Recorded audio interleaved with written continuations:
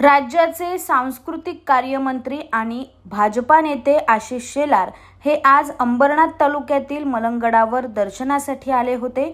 यावेळी कल्याण पूर्वच्या आमदार सुलभा गणपत गायकवाड या देखील त्यांच्यासोबत उपस्थित होत्या।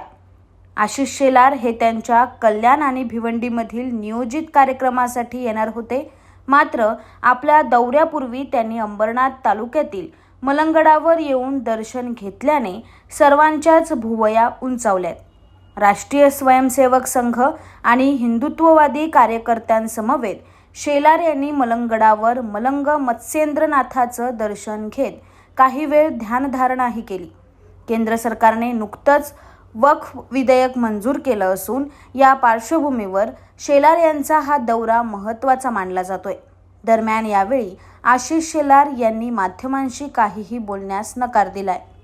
Bureau report, AB fast news, कल्याण।